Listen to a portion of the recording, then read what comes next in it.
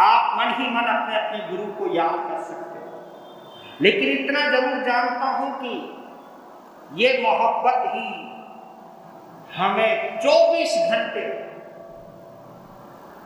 गुरु से जोड़ करके भी रखती है। यही मोहब्बत, यही प्रेम हमें जीवन की आखिरी श्वास तक संस्कारी बना करके भी रखती है। जो गुरु से बिछुड़ गया या जिसके दिल से गुरु निकल गया, धीरे धीरे संस्कार भी निकल जाएगा। क्योंकि इस दर्द को आप लोग महसूस करते हो या नहीं करते मैं नहीं जानता, लेकिन इस दर्द को मैं साक्षात देखता हूं, अनुभव करता हूं। इस दर्द की वजह से परिवार टूटने लगे हैं।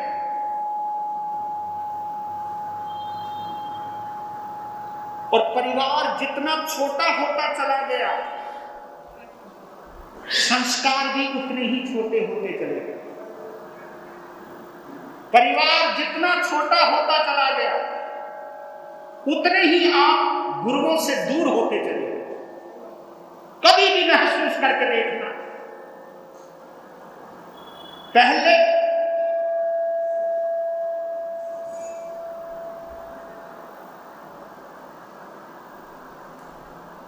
पचास जनों का परिवार हुआ। एक बच्चा जन्म लेता था ना, तो पता नहीं कितने हाथों से गुजरता हुआ जाता था, कितने हाथों से गुजरता था। और वो गुजरता ही नहीं था, बल्कि उतने हाथों के संस्कार मिलते चले जाते थे। और ये आज आप जानते हो, आज आपके बच्चों को किनके संस्कार मिलते, ये आप जानते हो। तुम्हारे घर से चाचा गई, चाची गई, ताया गया, ताई गई, दादा गया, दादी गई, सब अलग अलग हो गए। तुम परिवार से दूर हो गए तो संस्कार से भी दूर हो गए, गुरुओं से भी दूर।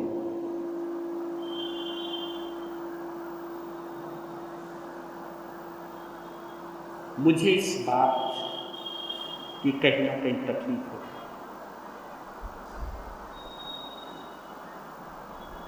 और ये चतुर्मास जो है ना, आप ये मत समझना कि हम यहां अपना प्रभाव जमाने आए हैं। अगर इसकी बेस में जाओ तो तुमको एक बात बोलूं, ये चतुर्मास आपके घरों को बचाने के लिए होता है, आपके रिश्तों को बचाने के लिए होता है, आपको आपकी याद दिलाने के लिए होता है। जो रूठ चुके हैं उन्हें दोबारा मिलाने के लिए होता है, जो टूट चुके हैं उन्हें जोड़ने के लिए होता है।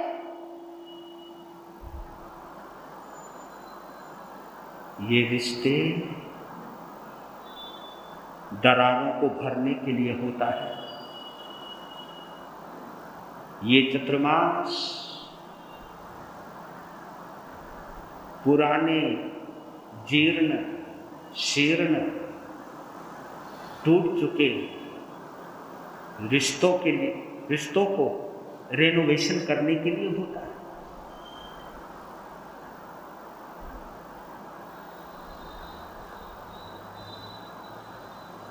ना संघ को सोचना चाहिए कि बड़ा चतुर्मास लेकर मेरी प्रधानगी का नाम ऊंचा हो जाएगा, और ना ही संतों को सोचना चाहिए कि इतने बड़े क्षेत्र में चतुर्मास होकर मेरा नाम हो जाएगा। अगर नाम के चक्कर में रहोगे तो समाज कमजोर हो जाएगी, क्योंकि प्रधान अग्नि अपनी चलाने लग जाएगा, अपनी मनमर्जी करेगा। और साधु भी अपनी महत्वाकांक्षा पूरी करने लग जाएंगे। इन दोनों की महत्वाकांक्षा में समाज टूट जाएगा। लेकिन संघ संत का सहयोगी बन जाए और संत संघ का सहयोगी बन जाए तो समाज जुड़ जाएगा। और ये जोड़ने के लिए ही चतुर्मास होता है।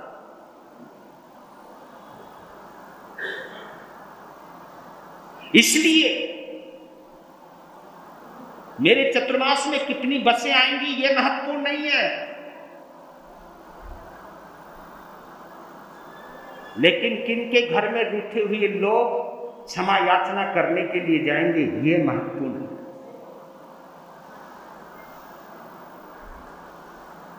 जिनकी जबान बंद हो चुकी है, रिश्ते टूटने लगे हैं, अब वो फिर दोबारा मिठास में आकर के कब बोलेंगे ये महत्वपूर्ण।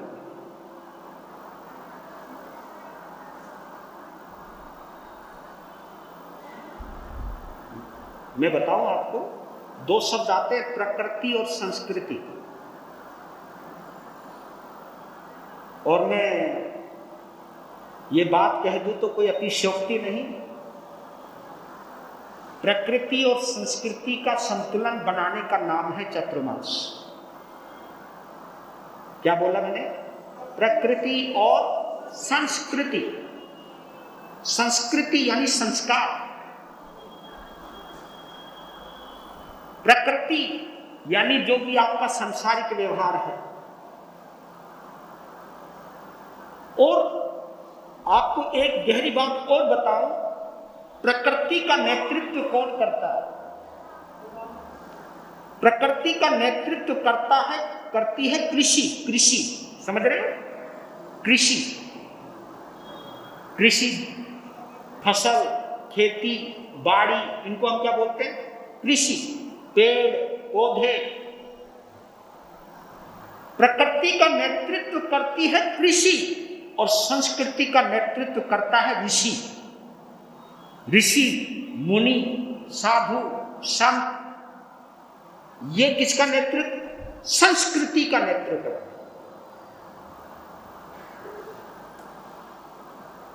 प्रकृति यानी कृषि आपके धन के संतुलन को बनाती है। कृषि के द्वारा हम धन कमाते हैं और ऋषि के द्वारा हम धर्म कमाते हैं। ऋषि धर्म का प्रतीक है और कृषि धन का प्रतीक है। तो इस प्रकार चातुर्मास धन और धर्म का भी संतुलन होता है। और ये जीवन में कमी नहीं होनी चाहिए। आजकल के लोग है ना, धन के पीछे पागल है। हाँ, धर्म तो जब मौका मिलेगा कर लेंगे। हाँ, महाराज तो 4 महीने के लिए आ ही गए हुए। वो ठीक है, प्रवचन में नहीं जाएंगे तो महाराज जी से मंगल पाठ सुनाएंगे, और मंगल पाठ भी सुनने का मौका नहीं मिला तो महाराज जी अपने घर में ही तो आ ही जाएंगे। रोटी मांगने की तुम्हारे घर में ही आएंगे, वहीं देख लेंगे। ये देखिए, आपको अगर बहाने ढूंढने तो ढूंढिए, पर लेकिन इस बहाने की कीमत बहुत बड़ी चुकानी पड़ेगी आपको। आपके जीवन से सुकून चला जाएगा, आपके जीवन से संस्कार चले जाएंगे, आपके जीवन से आनंद चला जाएगा। क्योंकि धन तुम्हें सम्मान दे सकता है लेकिन आपको संस्कार नहीं दे सकता। संस्कार आपको धर्म देता है। धन के द्वारा आलीशान कोठी बनाई जा सकती है। हाँ? इसलिए कहता हूं, कृषि से हमें भोजन मिलता है। गौर करना, कृषि से हमें भोजन मिलता है, ऋषि से हमें भजन मिलता है। भजन, कृषि हमें क्या देती है? भोजन, और ऋषि हमें क्या देते हैं?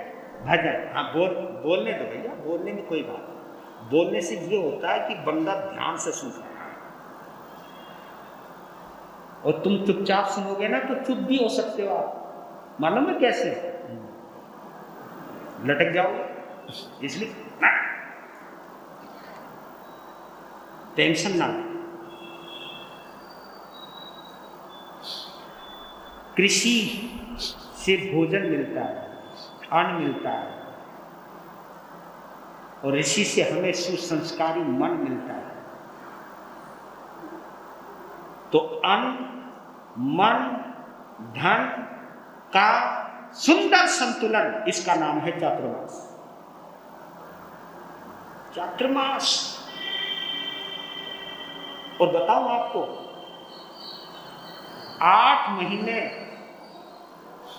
आपको संसार धन कमाने के लिए दी हुई है। 8 महीने धन कमाओ ना, कौन मना कर रहा है, लेकिन कम से कम 4 महीने धर्म तो कमाओ। और बताऊं आपको, ये जितना भी धन है ना आपके पास, क्या समझते हो आप, ऐसे ही आ गया? ये धन बिना पुण्य के नहीं आया, और पुण्य बिना धर्म के नहीं आया। इसलिए कह रहा हूं कि 8 महीने खर्च करो, कोई बात नहीं, अपना पुण्य खर्च करो, यानी पैसा कमाओ, कोठियां बनाओ, गाड़ियां लाओ, बढ़िया बढ़िया स्टेटस के साधन लाओ, पर लेकिन कम से कम 4 महीने थानक में आओ, समाहित करो। क्योंकि दुकान पर बैठकर तुम्हारा दिल बेईमान हो सकता है, लेकिन सत्संग में बैठकर आपका दिल बेईमान नहीं हो सकता।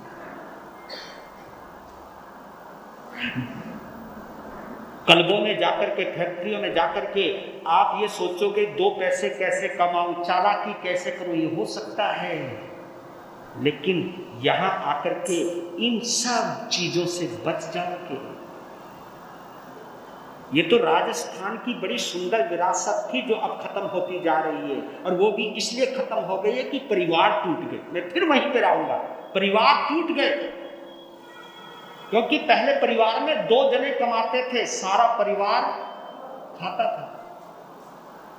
लेकिन मालूम है, आज एक छोटा सा बच्चा भी कमा रहा है, लेकिन फिर भी पूरा नहीं पड़ रहा है। पहले 2 जने कमाते थे, सारा परिवार खाता था, और सारा परिवार कुछ ना कुछ धर्म, ध्यान, रिश्ते नाते, सब चीजों को, सब जिम्मेवारियां निभाता था। लेकिन अब कहां गया वो माहौल? तो राजस्थान की सुंदर विरासत थी, पहले 4 महीने व्यापार ही नहीं करते थे, नहीं, अर्जन करेंगे पुण्य का, 4 महीने उस पुण्य को खर्च करके हम गृहस्थ जीवन के संतुलन को बनाएंगे। श्रावक है कौन? श्रावक उसको कहते, देखो साधु उसे कहते हैं जो 12 महीने धर्म करे, राइट?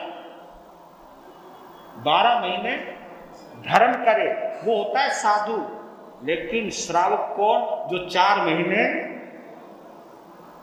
धर्म ध्यान करे। देखो ध्यान शब्द जोड़ दिया, धर्म करे सो साधु और धर्म ध्यान करे तो श्रावक। ये आपकी पहचान है, और मुझे बहुत डर लगता है, बताओ किस बात से? मुझे घड़ी की तरफ भी देखना पड़ता है, और बताओ घड़ी में क्यों देखना पड़ता है? ताकि तुम घड़ी को ना देखो, मुझे देखते रहो।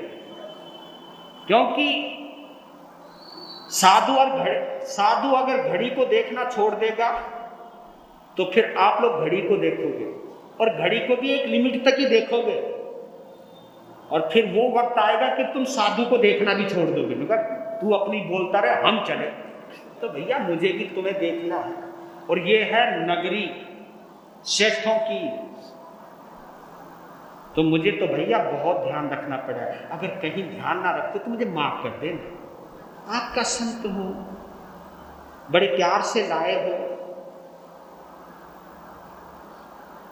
तो मैं यही कह रहा था कि कृषि धन का प्रतीक है, तो ऋषि धर्म का प्रतीक है।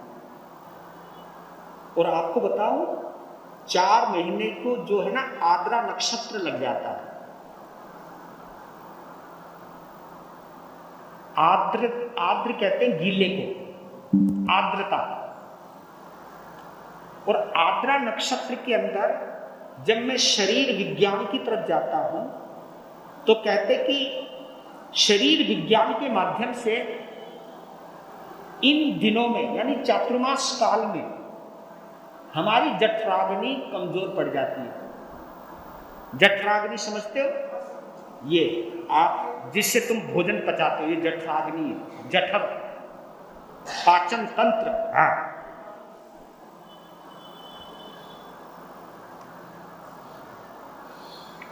क्योंकि आर्द्रता में, गीलेपन में भूख कम लगती, तो इसका इस्तेमाल करना चाहिए कि ज्यादा से ज्यादा हम त्याग करें, तप करें, आंगिल करें, एकासन करें, नोकार्सी, पोरसी, इन चीजों की साधना करें। क्योंकि शरीर यही बोल रहा है, आपका शरीर बोल रहा है कि इस वक्त आप अपने जठर पर, अपने उदर पर, अपने पाचन तंत्र पर ज्यादा जोर मत डालो, इसको ज्यादा मत खाने दो, ऐसा वैसा मत खाने दो जिसकी वजह से आपका स्वास्थ्य खराब हो जाए।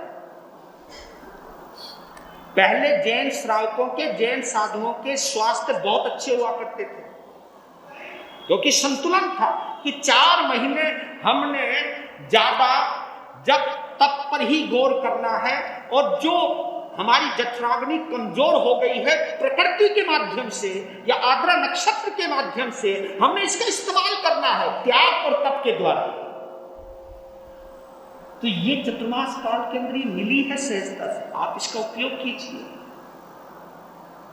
खाने पर कम ध्यान दीजिए, संयम पर। और दूसरी बात बताओ आपको, 4 महीने कितने महत्वपूर्ण हैं। इन 4 महीनों में मालूम है क्या क्या आएगा? रक्षाबंधन भी आता है, कृष्ण जन्माष्टमी भी आती है, फिर पर्युषण पर्व भी आता है, फिर नवरात्रे आइंदिल की ओलियां आती है,